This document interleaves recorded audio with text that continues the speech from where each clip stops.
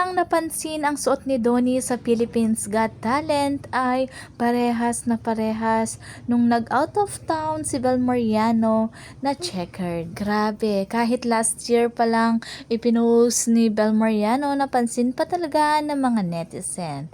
At out of town ngayon si Bel Mariano, mukhang magbabakasyon siya sa ibang bansa. At tinihiling nga ng mga netizen na magkasama ngayong holiday break ang Don Bell.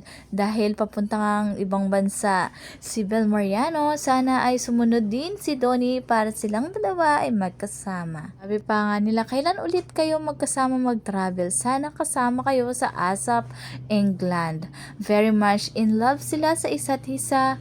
Hope na sana hindi sila matulad sa mga long time love team. Hiling ng mga netizen na sana ang Don Bell ay forever na. Ayaw namin magkahiwalay kayong dalawa.